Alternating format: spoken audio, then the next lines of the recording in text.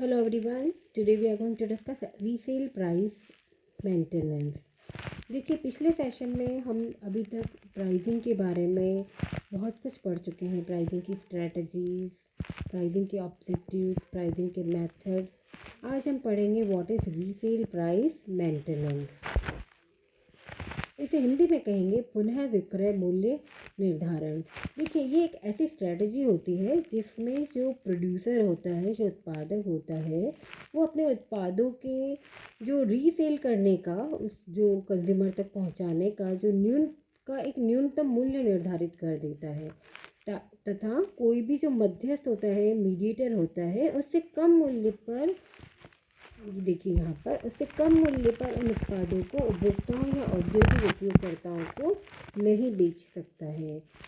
ठीक है, तो एक्चुअली ये जो है रीसेल प्राइस मेंटेनेंस, इस मेथड के द्वारा प्रोड्यूसर्स अपने प्रोडक्ट की एक मिनिमम प्राइस तय कर देते हैं और उससे कम प्राइस पर वो प्रोडक्ट किसी को भी नहीं सेल किया जा सकता है। इसके लिए वो क्या करते हैं, अपने जो मीडिएटर्स होते हैं उनके साथ एक कॉन्ट्रैक्ट कर लेते हैं। ठीक है, देखिए इसकी प्रमुख बातें।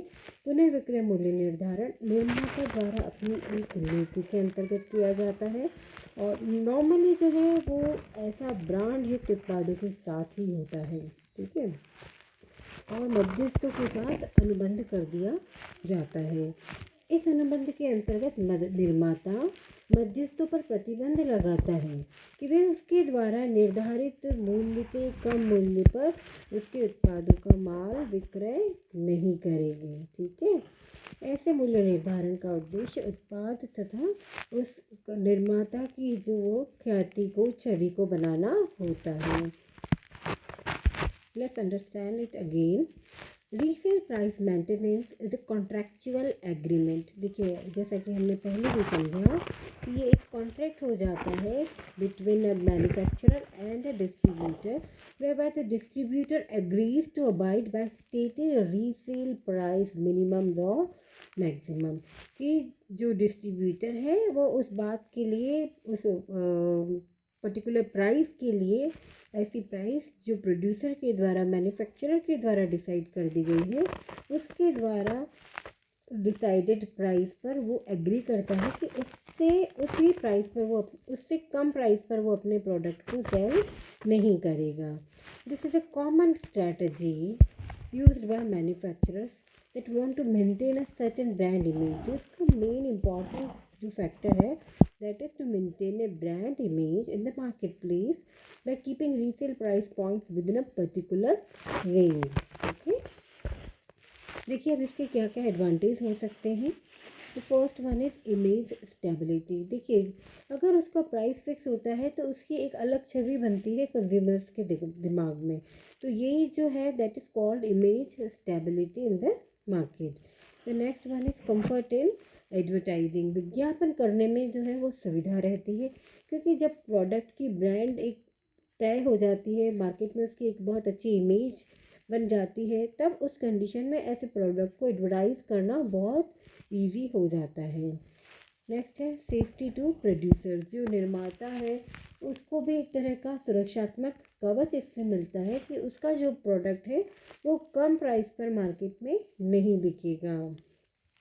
Safety of small business honours. और इसके अलावा जो सीमांत जो विक्रेता होते हैं, बहुत ही जो छोटी छोटी किराना शॉप्स होती हैं, उन शॉपकीपर्स को भी एक तरह से सेफ्टी मिल जाती है कि वह प्रोडक्ट किस प्राइस पर मिलेगा।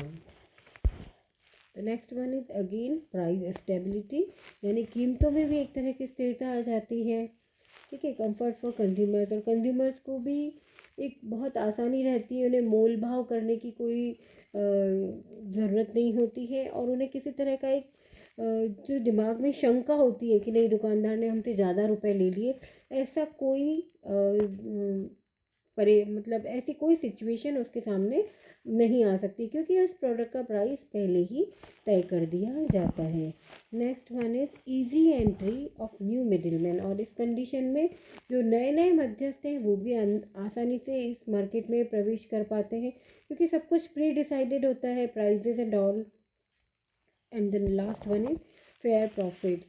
जो फर्म है, जो मीडिएटर्स हैं और जो छोटे छोटे जो बिजनेसमैन हैं, उन सब के लिए कम से कम एक उचित जो लाभ है वो उन्हें आवश्यक रूप से मिल जाता है।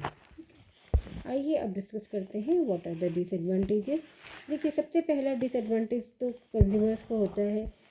किस तरह से कि कंज्यूमर्स अगर उसे वह प्रोडक्ट महंगा लग रहा है या उसके कंपैरिजन में उसके पास कोई और प्रोडक्ट भी है मार्केट में, लेकिन फिर भी अगर वो ब्रांड के प्रति लॉयल है तो उसे उस प्रोडक्ट को उसी मूल्य पर ख़रीदना पड़ेगा।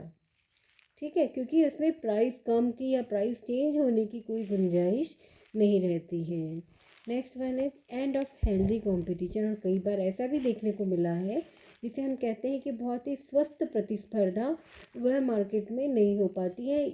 कई बार जो है मीडिएटर्स या प्रोड्यूसर्स मिलकर अपना एक ग्रुप बना लेते हैं और इस वजह से कई बार जो नए जो मार्केट में एंट्रेंस होते हैं, जो नया प्रोडक्ट लाना चाहते हैं, उनके लिए भी इसमें दिक्कत आ जाती है।